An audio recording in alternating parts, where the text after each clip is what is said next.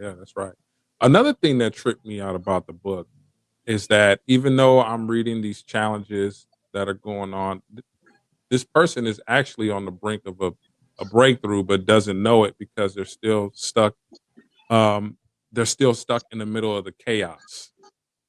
And it reminds me of one of the passages that you put in there. You said that peace is the new proof, and I want you to further expound on what does that mean, and the context when it comes to a healing journey.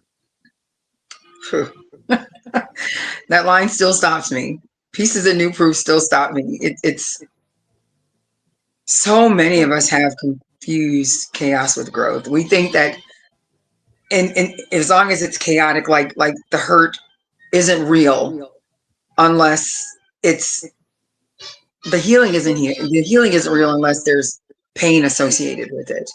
And I used to think that if I wasn't bleeding, I wasn't breaking. So if it wasn't hurting, if I wasn't bleeding, then healing wasn't happening. The truth of the matter is I didn't have to break to heal. Mm. Sometimes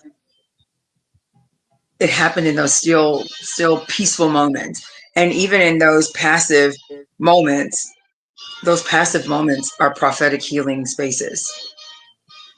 And so peace is what happens when you stop auditioning deliverance and you start receiving it.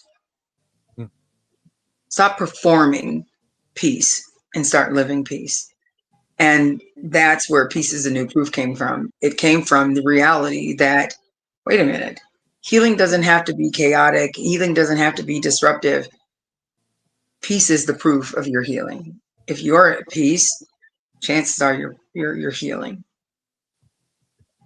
You so deep. I'm glad that you were able to break that part down because that's a reality that people face every day, to be honest. And like I Yeah. said, when you some people are facing a breakthrough, but they're so far from realizing it.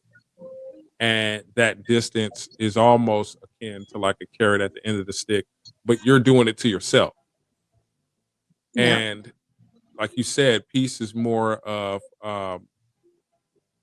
it's more based on an action, something that you have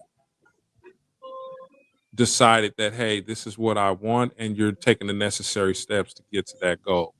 But Mhm. if you are pretending like you're at peace, you're actually doing yourself more of a disservice, and I Yeah. see a lot of that, especially now. We look on social media. To be honest, I don't believe 90% of the stuff I see on social media because I believe a lot of people are pretending Performing. that They're performing. they're performing, and Mhm. it is okay to perform if you're practicing for the real thing. But what I realize is that it's a lot of people that are in shambles, and they're just that's the only thing they have to kind of keep themselves together without completely falling apart.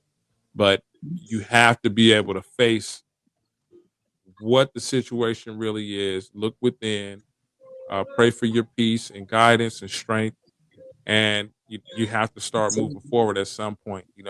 So I'm glad that you were able to break that part down because that was very profound in my opinion. and it My passes.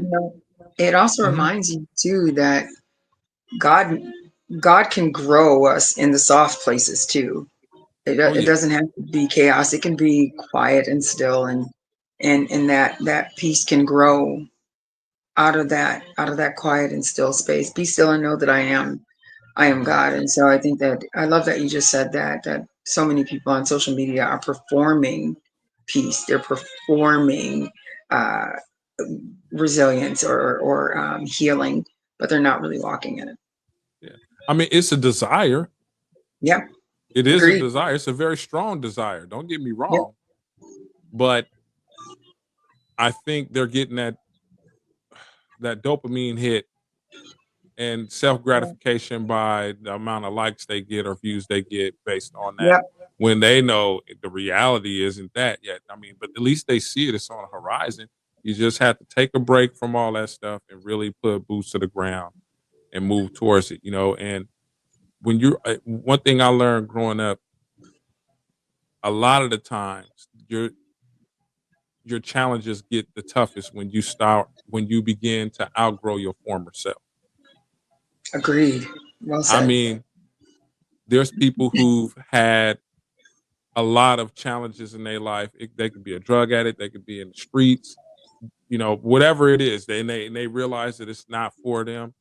And Yep. the second that they make that decision that, hey, I'm not doing this no more, I'm about to be better. Well, somebody told me a long time, when you pray to God, the devil hear it too, and you about to get tested. And that's what a lot of people are dealing with these days. What do you think about that?